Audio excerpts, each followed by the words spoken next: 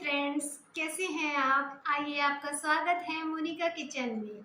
तो आज मैं आपको बनाना सिखाऊंगी कढ़ी, जो हमारे इंडिया के लोगों को बहुत ही ज़्यादा पसंद है और बहुत ही खाने में टेस्टी लगती है और स्वाद से भरपूर है, जिसे देखकर जो भी लोग देखे उसका मन करे खाने को। तो उसी स्वाद से भरपूर मैं आज आपको कढ़ी बनाना सिखाऊंगी, जिसे देखकर आपका भी मन ललचाएगा और बार बार आपका मन करेगा कि मैं भी ये रेसिपी बनाऊं। तो चलिए फिर शुरू करते हैं। फ्रेंड्स, आज मैं आपको बनाना सिखाऊंगी कढ़ी। तो कढ़ी बनाने के लिए सबसे पहले हमें लेना है 1 कटोरी बेसन, और इस बेसन को हम हाफ पार्ट में लेंगे। आधा पार्ट का हम पकोड़े बनाएंगे और आधा पार्ट हम अपनी कढ़ी में दही में मैश करेंगे।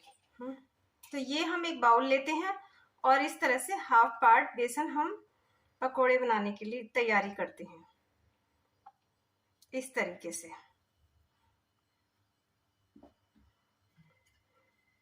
अब हम इसको पानी की मदद से घोल लेते हैं। अब फ्रेंड्स, मैं आज आपको हाथों की मदद से ही बेसन घोलना बताऊंगी। थोड़ा थोड़ा पानी डालेंगे और हमें इसको घोलना है इस तरीके से। ये बेसन मैंने पहले से ही छान लिया था। बेसन छान के ही लेना है ताकि उसमें गंदगी ना हो, साफ हो।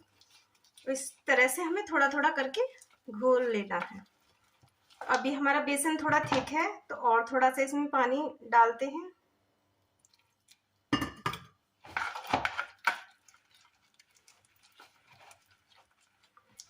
इजीली तरीके से हमें इसको इस तरीके से घोलना है ताकि इसमें कोई गांठ ना पड़े। इसमें गांठ नहीं रखनी है ताकि हमारे पकोड़े जो हैं बहुत ही सॉफ्ट सॉफ्ट और अच्छे से बने।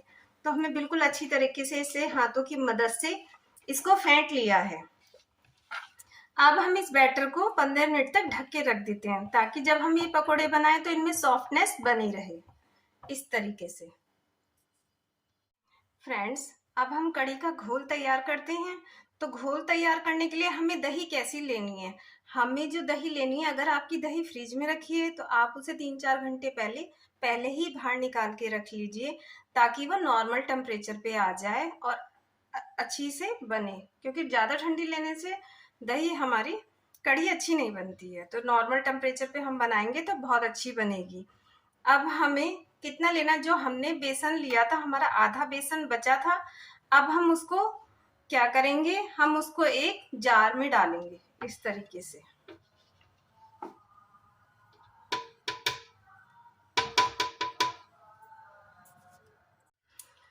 इस तरह से हम बेसन ढाल लेंगे। अब हम इसमें 2 कटोरी हम अपना दही डालते हैं।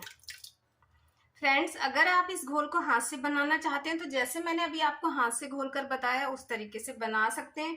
चमचे की मदद से घोल घोल कर भी बना सकते हैं, पर मैं आपको ये मिक्सी के जार में बनाकर दिखा रही हूँ। इजीली आपको कोई दिक्कत नहीं होगी फेंटने की, दही भी फिट जाएगी और आपका बेसन भी इजीली फिट के तैयार हो जाएगा। तो अगर आपका दही ज़्यादा खट्टा है तो आप इसको 1/3 पार्ट डालें बेसन में। अगर ज़्यादा खट्टा नहीं है तो आप 1/4 पार्ट। तो देखिए फ्रेंड्स, अब हम ये दूसरा कप भी दही का अपना डालते हैं और इसकी अच्छी तरह फेंट लेते हैं। ये हमने 2 कप दही ली है, 2 कटोरी हमने दही ली है और आधा कटोरी हमारा जो बेसन बचा हुआ था वो लिया है। अब हम इसको घोल लेते हैं। ये देखिए फ्रेंड्स, मेरा ये जो कढ़ी का घोल है मिक्सर ग्राइंडर में बिल्कुल अच्छी तरह घुलकर तैयार हो गया है, बिना किसी मेहनत के। अगर आपको हाथों से मेहनत नहीं करनी है तो आप इस तरीके से करके तैयार कर सकते हैं और बहुत ही इजीली तरीके से ये तैयार हो जाएगा। अब ये फ्रेंड्स, ये हमारा कढ़ी का घोल है। हम इसको अच्छी तरह से फेंट लेते हैं। हमने इसको 15 से 20 मिनट तक रख दिया था घोल कर, ताकि घोलना इसलिए ज़रूरी होता है कि ताकि इसके जो पकोड़े हैं बहुत ही सॉफ्ट सॉफ्ट बने। क्योंकि ज़्यादातर लोगों की दिक्कत यही होती है कि पकोड़े उनके थिक बनते हैं। इस तरह से आप फेंट कर बनाएंगे तो बहुत ही सॉफ्ट पकोड़े बनकर तैयार होंगे आपके। और कढ़ी का स्वाद जब ही आता है जब पकोड़े अच्छे बने हों उसमें। तो ये देखिए, मैं आपको बहुत ही सिंपल तरीके से बनाकर दिखाऊंगी ताकि आपका बार बार मन करेगा इस तरीके से कढ़ी बनाने का। वैसे तो कढ़ी देखकर सबका मन कर जाता है, पर सब लोग ना कढ़ी में ज़्यादा टाइम लगता है, झंझट लगती है, तो इसलिए कढ़ी को जल्दी से कोई बनाने के लिए तैयार नहीं होता है। अब ये मैंने कढ़ाई में तेल लिया है। लगभग ये तेल मैंने 100 ग्राम लिया है। 100 ग्राम तेल में अच्छी तरह से हमारे पकौड़े बनकर तैयार हो जाएंगे। ज़्यादा तेल की हमें ज़रूरत नहीं है, तो हमें तेल की क्वांटिटी इतनी लेनी है। अब फ्रेंड्स, तेल को पहले हमें गर्म करना है और फिर इसको हमें सिम कर देना है। हमें जो पकौड़े बनाने हैं वो ज़्यादा तेज आंच पर नहीं बनाने हैं। अगर तेज आंच पे बनाएंगे तो वो आपके जल्दी जल जाएंगे और अंदर से सिकेंगे नहीं। ये देखिए, अब तेल गरम हो गया है। अब हम इसको सिम कर देते हैं आंच को, और हम हाथों की मदद से इस तरीके से हम छोटे छोटे अपने पकोड़े बनाते हैं।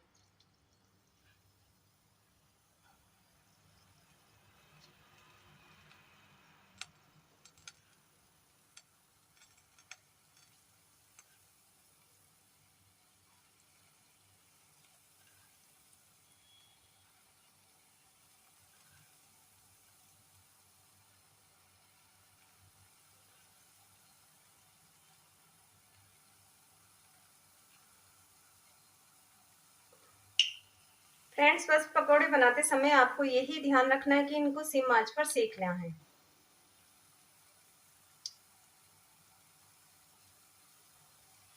इस तरीके से मेरे सभी पकोड़े डल गए हैं। अब ये इसको सिम आंच पर हम सिकने देते हैं।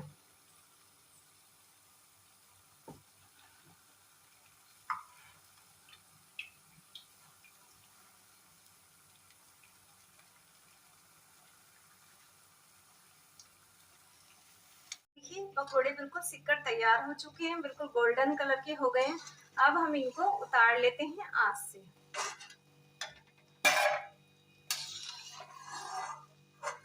इस तरह से बिल्कुल सिक चुके हैं ये।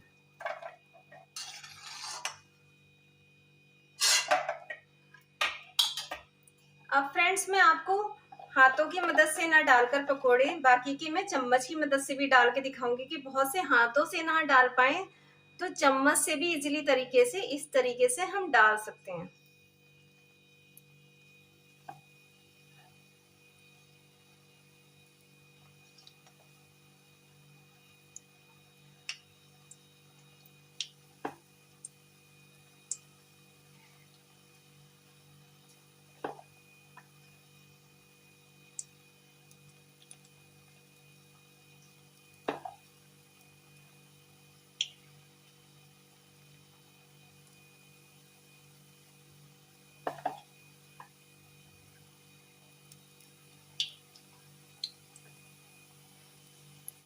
पकोड़े बिल्कुल सिककर तैयार हो चुके हैं, बिल्कुल गोल्डन कलर के हो गए हैं। अब हम इनको उतार लेते हैं आंच से।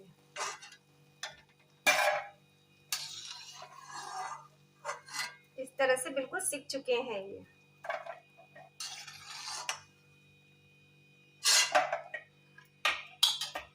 अब फ्रेंड्स, मैं आपको हाथों की मदद से ना डालकर पकोड़े, बाकी की मैं चम्मच की मदद से भी डाल के दिखाऊंगी कि बहुत से हाथों से ना डाल पाए तो चम्मच से भी इजीली तरीके से इस तरीके से हम डाल सकते हैं।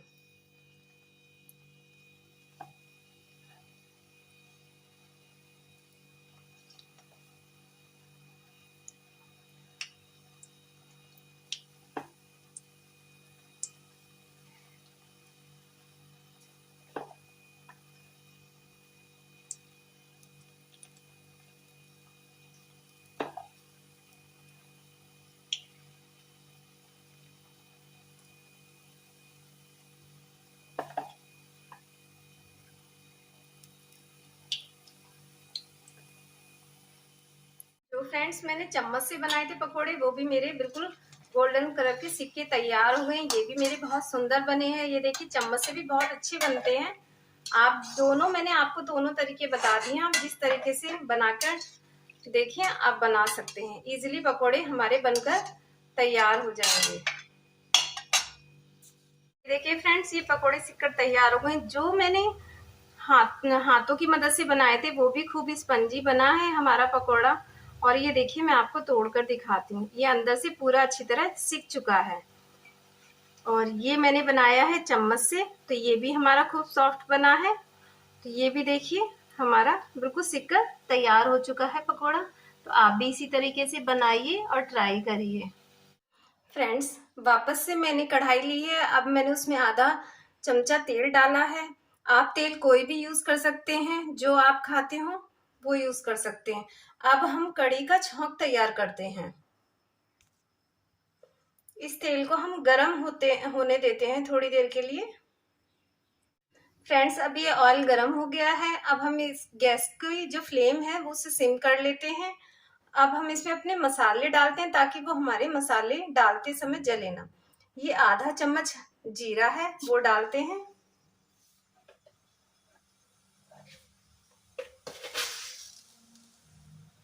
अब ये आधा चम्मच मेथी दाना है। मेथी दाना डालना बहुत जरूरी है। इससे हमें कभी जिन लोगों को बाएं आ जाती है ना, कढ़ी खाने से, दाना डालने से बाएं नहीं आती है उन लोगों को, तो इसे जरूर डालिए। और कढ़ी आपको नुकसान नहीं करेगी, फायदा करेगी इसे डालने से। तो इसे भी डालना है। देखिए फ्रेंड्स, ये जीरा हमें जलाना नहीं है, बस इसको हमें सिम फ्लेम पर इसको सुनहरा होने तक भूनना है। अब ये हमारा भुन चुका है। तब हम इसमें डालते हैं ये 5 से 6 कलियां मेरी लहसुन की हैं, वो मैंने काट ली हैं अच्छी तरह से, वो डालते हैं।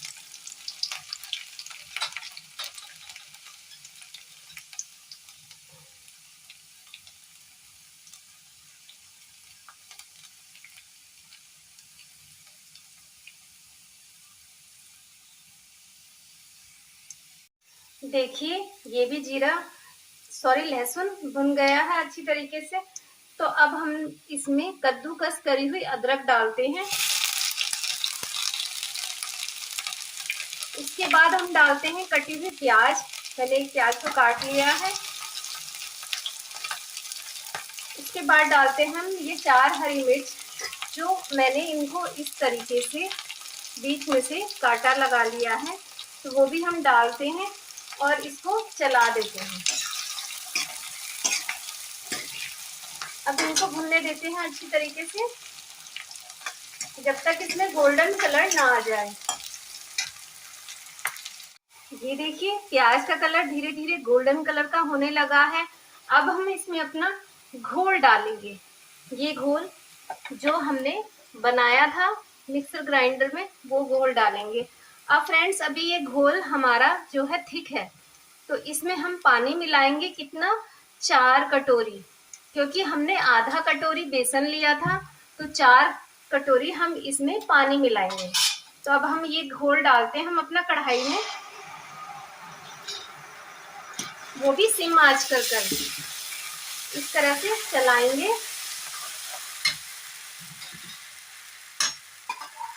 और ये मैंने दही वाली वही कटोरी ली है। अब मैं इसमें 4 कटोरी पानी डालती हूँ। फटाफट से हम ये कढ़ी चलाएंगे।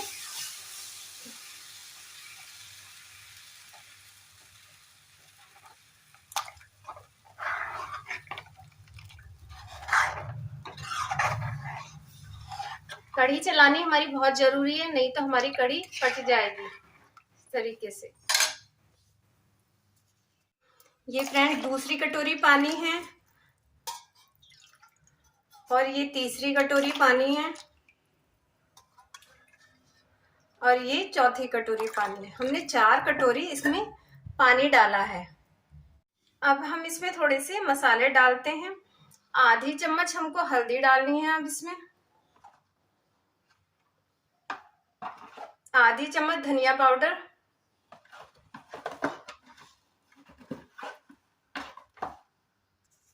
चम्मच लाल मिर्च पाउडर। इन सभी को डालकर हम अच्छी तरह चला लेते हैं।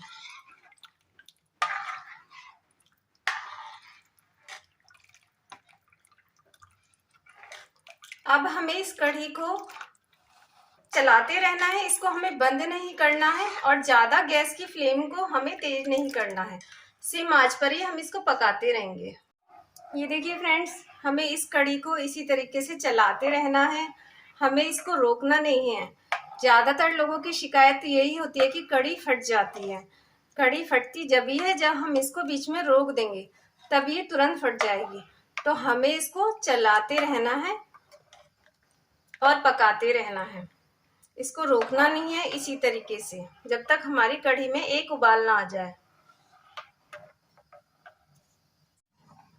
फ्रेंड्स, बहुत से लोग कहते हैं कि हमारी जो कढ़ी है बहुत ज़्यादा खट्टी हो गई है, तो उसको क्या करें, खट्टी खाने में अच्छी भी नहीं लगती है। तो अगर आपकी कढ़ी जो है ज़्यादा खट्टी हो गई है तो आप उसको कम करने के लिए या तो आप उसमें बेसन घोल के अलग से, जैसे मैंने अभी पकाया है, बेसन घोल के अलग से पका लीजिए और अपनी कढ़ी में डाल दीजिए पकाकर।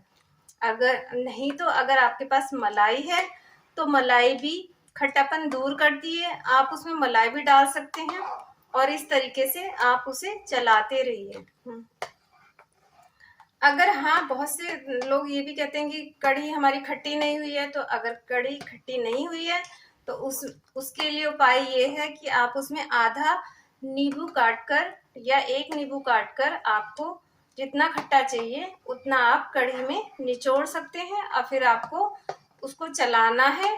बिल्कुल भी कढ़ी बिल्कुल वैसी ही खट्टी लगेगी, कोई उसमें चेंज नहीं लगेगा।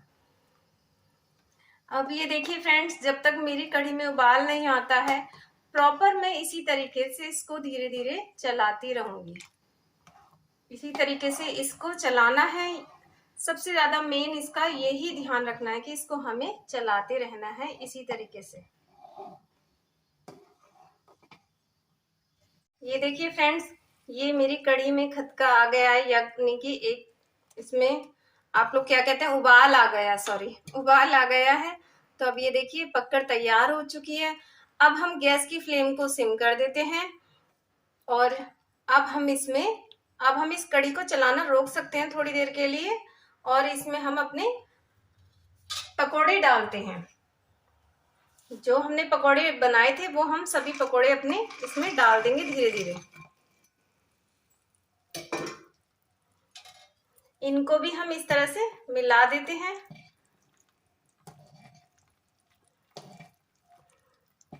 अब इस कढ़ी को हमें 15 से 20 मिनट तक अच्छी तरह पकाना है। कढ़ी का हमें फ्रेंड्स पकाने का बहुत ध्यान देना है। इसको हमें 15 से 20 मिनट तक पकाना है। अब सबसे लास्ट में हमें इसमें 1 चम्मच हम इसमें नमक डालते हैं अपना। आप अपने टेस्ट के अकॉर्डिंग डालें, जितना चाहिए आपको, कम ज्यादा नहीं होना चाहिए। अब हम इस कढ़ी को सिम आंच कर इसे हम छोड़ देते हैं पकने के लिए और थोड़ी थोड़ी देर में हम इसे चलाते भी रहेंगे ताकि ये हमारी लग ना जाए। ये देखिए फ्रेंड्स, मेरी कढ़ी बिल्कुल प्रॉपर ये लेयर सी आ रही हैं, तो इस तरीके से बनकर तैयार हो गई है। मैंने इसको 15 से 20 मिनट तक अच्छी तरह से पकाया है। बस कढ़ी में हमें यही ध्यान रखना है कि ये अच्छी तरह से पकनी चाहिए, तभी इसका स्वाद आता है। अब ये प्रॉपर कढ़ी बनकर रेडी हो गई है। अब हम इसको एक बाउल में सर्व कर लेते हैं। अब ये देखिए, हम इसको एक बाउल में सर्व कर लेते हैं।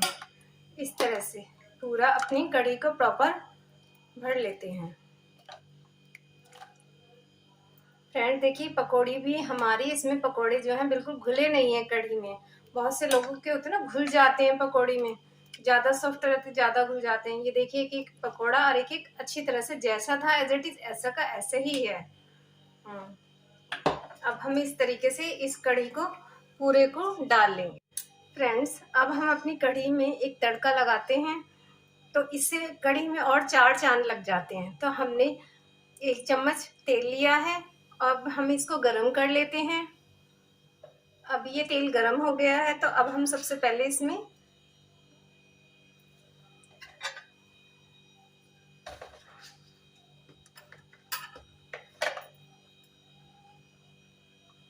आधा चम्मच जीरा डालेंगे।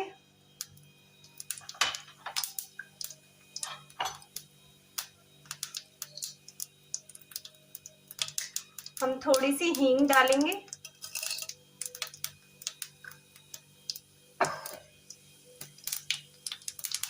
हींग से कढ़ी में बहुत ही अच्छी खुशबू आती है।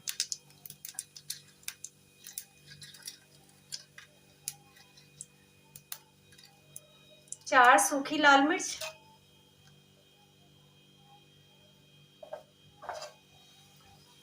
इसको भी एक बार इस तरह से हिला के भून लेते हैं अच्छी तरह से।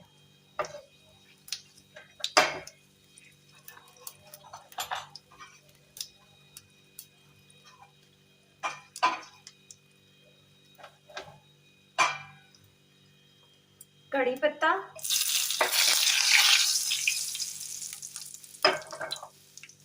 कड़ी पत्ते से भी बहुत अच्छा स्वाद आता है। अब इसमें डालेंगे हम आधा चम्मच लाल मिर्च पाउडर और फटाफट से इसको हिला के और गैस का फ्लेम बंद करके और जल्दी से हम अपना तड़का इसमें डाल देंगे इस तरीके से।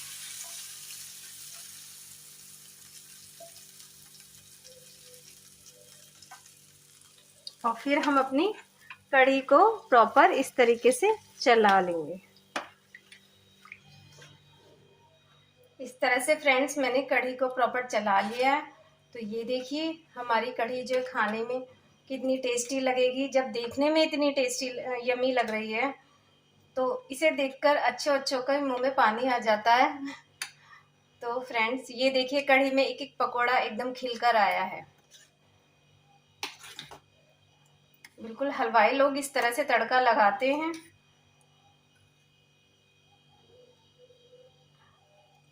आप इस कढ़ी को चावल या रोटी के साथ भी खा सकते हैं, बहुत ही स्वाद लगती है खाने में। ये देखिए फ्रेंड्स प्रॉपर आपकी इजीली तरीके से ये कढ़ी पकौड़ा बनकर तैयार हो गया है। तो फ्रेंड्स आप भी इस तरह से ये चटपटी कढ़ी बनाइएगा और ट्राई करिएगा और मुझे बताइएगा कि आपको ये कैसी लगी खाने में। तो मुझे बहुत अच्छा लगता है आपके कमेंट्स पढ़कर कि आपको कैसा लगा। तो चलिए फ्रेंड्स मेरे चैनल को लाइक करिए, सब्सक्राइब करिए और शेयर भी करिए ताकि मैं आपको ज़्यादा से ज़्यादा जितनी रेसिपी बनाऊं वो आप तक मेरी रेसिपी पहुंच सके। तो ओके टाटा बाय बाय, चलिए कल फिर मिलते हैं।